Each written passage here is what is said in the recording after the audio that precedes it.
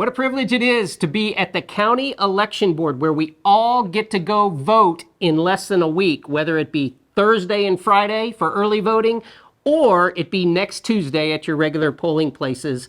And I get to speak with Andrea, our city manager. Andrea, thank you so much for being with us today. Thank you for having me. What a gift it is that the commission is tackling some things that need to be tackled right now. Absolutely. And bring it to the vote of the people. The charter, anytime we mess with the charter, it's like messing with the Constitution. We've got to go to a vote of the people, don't we? It is one of our foundational documents, and yes, it requires a vote of the people to make any changes or amendments thereto. So yesterday we were able to speak to Mayor Bolt about the 7 propositions that are going before the voters. Today I want to talk with you, Andrea, if you don't mind, about the questions that are being asked around town, because there's quite a number of them. Yeah. How has the city gone about trying to answer those questions? So what we've done is we prepared just a simple 2-page document, front and back, with what is proposed to be changed and the why. And then on the back side is a lot more information on, here's how you can get more information. There's a website. Yeah. There's a lot of information that goes into the charter changes, and just simple process steps, such as even after a vote is passed, it still has to go to the governor to be checked to make sure that our Constitution does not, fall out of line with the state's constitution, That's which right. of course we've made sure that it does not, but it goes through a process before it actually becomes effective.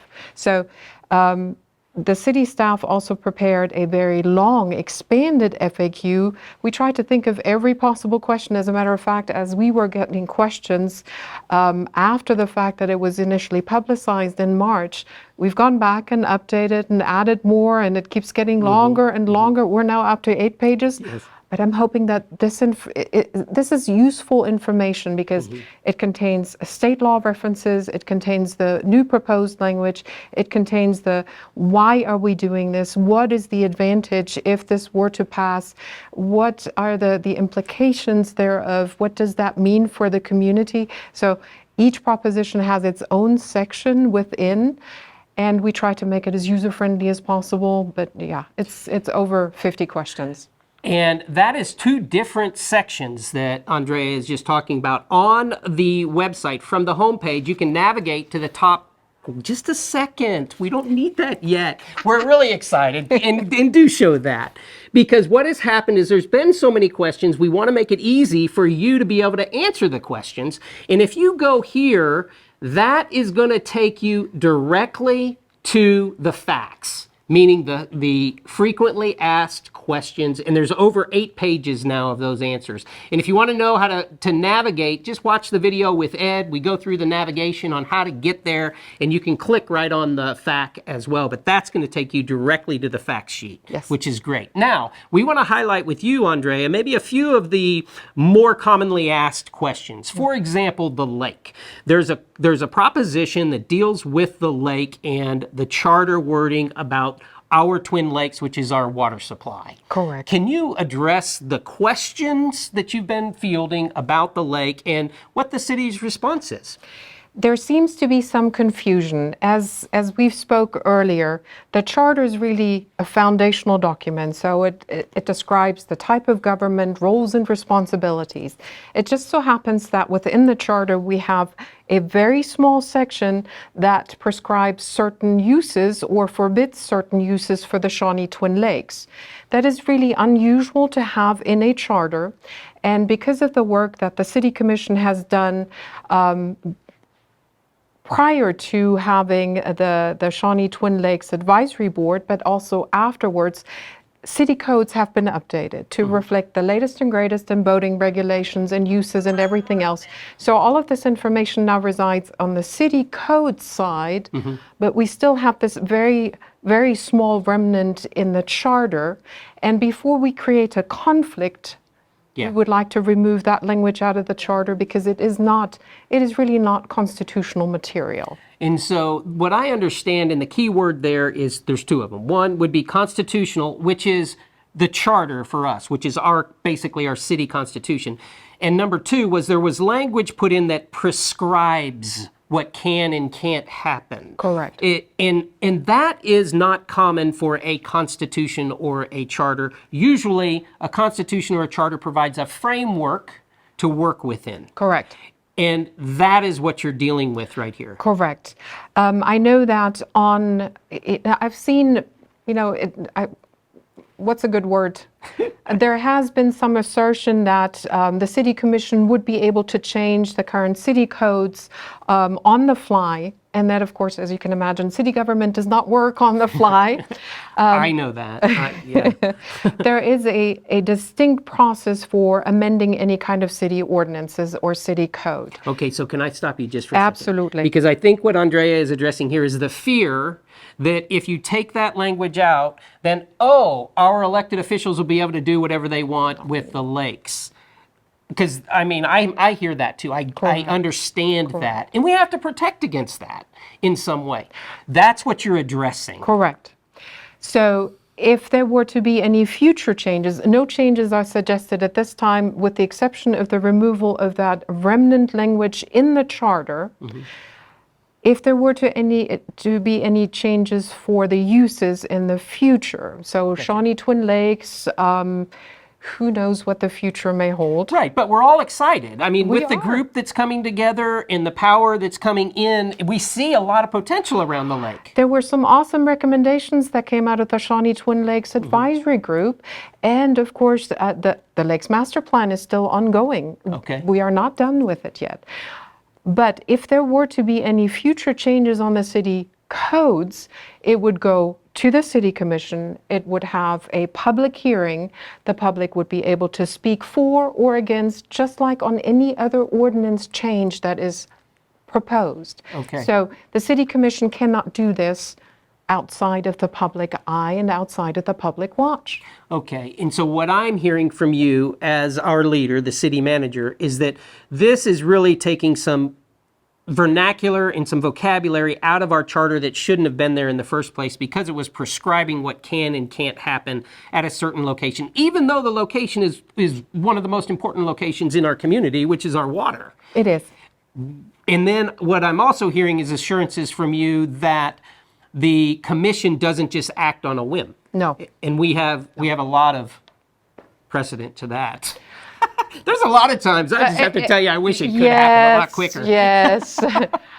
City government does not move very quickly because there are checks and balances, there are proposals, there's the gathering of public feedback. Mm-hmm. And in this particular case, the Lake Master Plan has been going on for over a year. Mm-hmm. It included public outreach, it included feedback, it included advisory sessions. So truly, nothing is done quickly, because we want to make sure that by the time we move it forward to a potential city ordinance, yes, it is solid, and it is grounded in facts, and it is grounded in what the community wants to do and how the community wants to grow. Okay, so the impact that those types of changes would have. Correct.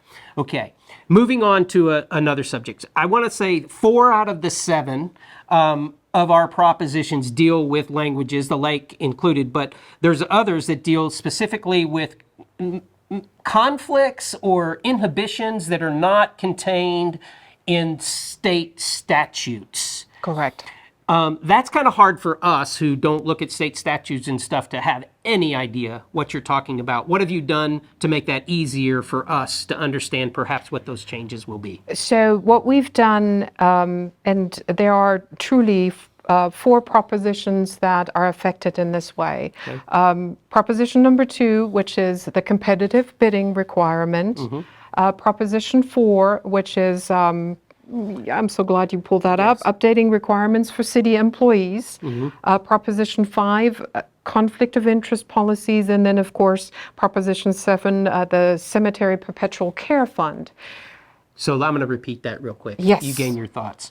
Proposition on bidding process, which is Proposition 2. Proposition 4 on updating requirements for city employees. Proposition number 5, aligning conflict of interest policies. And Proposition number 7, which is about perpetual care or our cemeteries. And in each one of those 4 cases, we are proposing to strike city-specific language and point instead to the state language, because it allows us to prevent potential future litigation. Our competitive bidding process, for example, we have some additional requirements about the bid opening. So it's not about how the bidding is then later on awarded, none of those things, but specific to the opening of the bids. And sometimes bidders are not familiar because they are used to the state competitive bidding requirements. And so it creates an atmosphere where they may do something wrong, and we actually cut ourselves short on competitors. And as you know, competition makes better prices. Sure. So we are trying to get in line with what the state is requiring, rather than adding yet another little layer of local rules and regulations on top of that. So this is what I just heard that I did not know, is that it sometimes disqualifies some people who might have a very strong bid because of something on the local level where these guys bid all day long on the state level and following those requirements. But because they miss this one local requirement, we as a city might not get the best bid. We may confuse them, and therefore it does not necessarily work in our favor. The other thing, because it is not a universally understood requirement, because it is local, it could potentially result in litigation, which would cost the city and the taxpayer. And so we're trying to prevent those cases where that could happen. Okay. That is also the case for the requirements for the city employees. Okay. That charter language was written a long time ago. There is actually a state law that prescribes what municipalities with 5,000 residents or more can or cannot do, and we want to make sure that we align with that language rather than having our own. Okay. Again, litigation. Correct. I mean, that's a hot atmosphere for litigation. It is. And in addition to that, particularly on employment law, it changes so rapidly. We would be forever chasing the latest and greatest, trying to incorporate that into our charter. It is much better to point to the state statute to begin with. Okay. So aligning the conflict of interest policies, again, we have our local flavor. It is not bad, don't get me wrong. It's a good conflict of interest policy, but it introduces different nuances where there is no case law, no case precedent. If something was to happen and somebody would take us to court, us, the city, and by extension, taxpayer money, we are more open to a potential attack. Okay. But really do not gain a benefit from having our own conflict of interest policies. So again, we are much better aligned with what the state has, because then there is this plethora of case law and case precedents that we can point to if somebody was to come in and challenge and say, you didn't do this right. We think you have a conflict of interest, and we can say, but you know, state law says XYZ, and here's all the case law to back that up. And so we're trying to get ahead of a storm. Yes. Forgive me on that. Yes. Because when you start talking about case law and precedents and those kind of things, if we don't have that history, there are some out there who can be aggressive against that. Yes. Okay. Yes. Okay. Yeah, I'm a layman, so I can talk. Yes. All right. And then number 7. Number perpetual care cemeteries. Is similar, kind of similar to our competitive bidding process. We have an extra requirement there for how the perpetual care funds can be used. And we would like to get in line with state law because that extra little requirement almost renders the perpetual care fund mute, because it is so restrictive that we really cannot do anything. And so what I heard about that was that it's only interest spending that we can do. That is correct. Rather than the fund itself. And we need some spending to happen right now at our cemetery. We do need some fun, yes. But even the state law has certain requirements. Ours are just even more stringent. Okay. The perpetual care fund is supposed to be in perpetuity. And Right.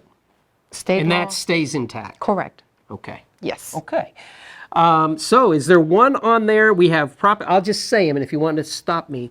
Proposition 1, we all get to vote this week, Thursday and Friday, early voting here at the County Election Board, or next Tuesday at your polling or voting space. Proposition 1 for city voters is ward-specific voting for commissioners, which means wards choose their own commissioners.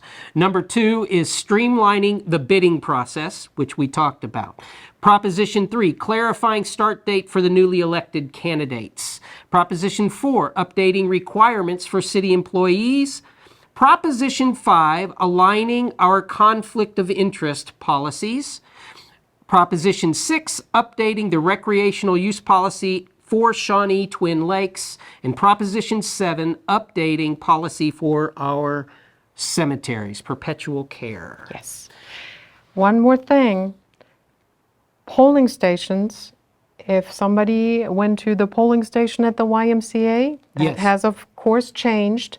The website, again, accessible from here, also has the latest and greatest list of polling stations by precinct. Okay, and so if I go to that link right there, which we will now post right here, real big, that's going to give us more information than just the facts questions. So what this will do, this Yes. link will do, Will take me before this.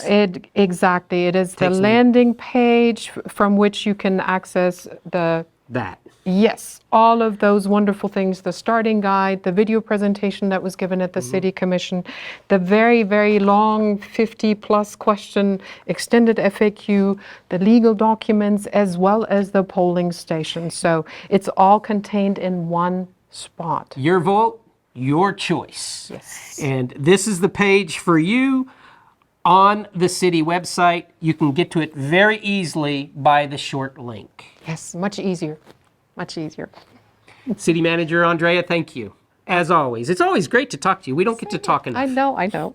She's pretty busy. Thank Get you, out and David. vote on Tuesday. Yes, please.